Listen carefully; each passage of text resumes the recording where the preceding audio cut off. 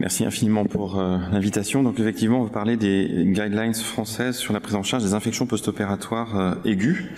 Donc je suis effectivement infectiologue, je travaille à l'hôpital de la Croix-Rousse et ça fait 10 ans qu'on a monté un hôpital de jour multidisciplinaire pour s'occuper des infections articulaires complexes. Donc ça c'est une photo dans notre hôpital de jour.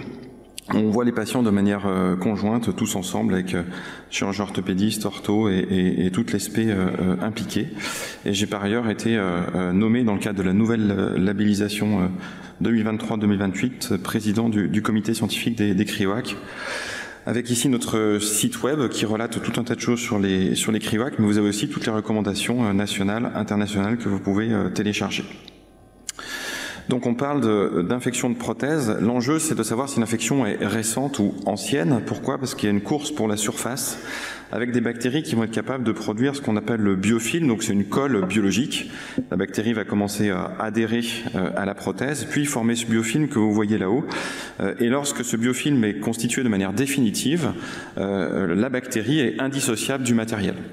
C'est pourquoi, donc, lorsque l'infection est aiguë en bas à gauche, on va en reparler, on réalise un traitement conservateur, arthrotomie, lavage.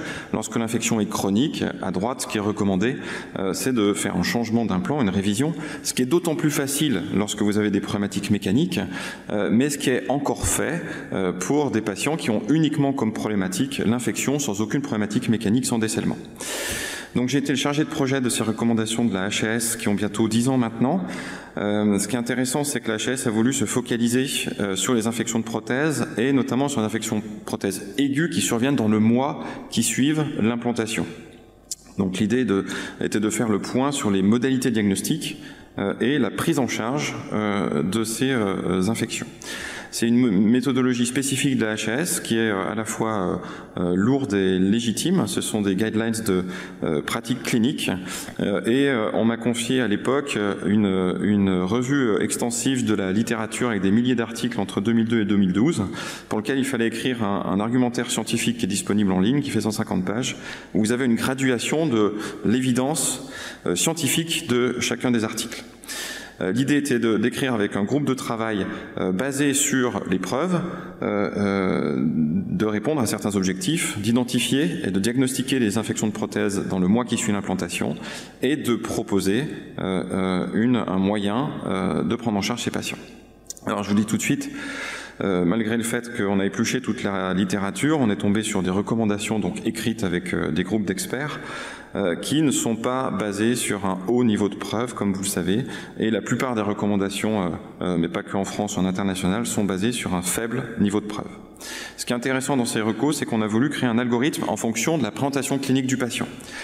Et ce qui a été dit, c'est que dans le mois qui suit l'implantation, si vous avez des symptômes cliniques avec un abcès, une fistule, on entend par fistule une cicatrice qui se ferme complètement, qui se réouvre, ou un écoulement purulent, vous avez un diagnostic d'infection et vous allez directement à l'arthrotomie lavage. Donc par exemple ici, vous avez une cicatrice inflammatoire, on palpe un abcès, l'écoulement est certes pas purulent, mais c'est un signe suffisant pour le diagnostic d'infection.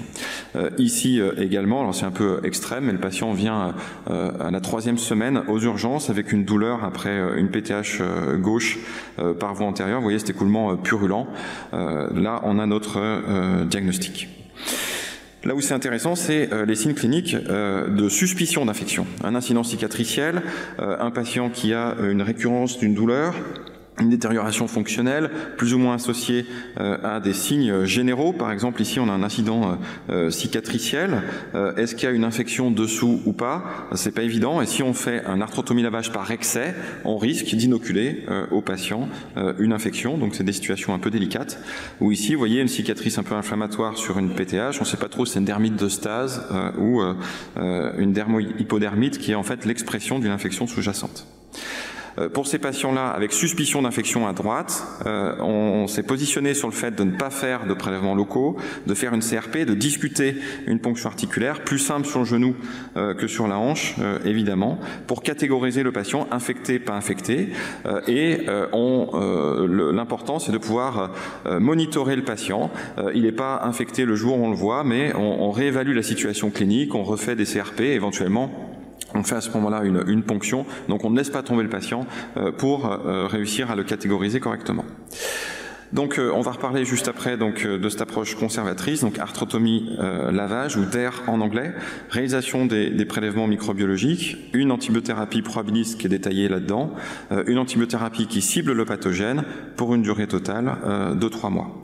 Donc voici cet algorithme qui est assez intéressant dans le cadre de ces recos françaises. Il y a d'autres guidelines qui sont disponibles, notamment les guidelines espagnoles qui sont extrêmement bien faites, qui sont surtout basées sur l'expérience. Il y a des points positifs un peu partout. De toute façon, la vérité est au milieu de tout ça, du fait de la faiblesse des preuves scientifiques. Je remercie mes collègues qui ont participé à ces recos HAS, ainsi que mes collègues de Lyon Bonadjo Infection Study Group. Et n'hésitez pas à fouiller sur notre site web. Je vous remercie.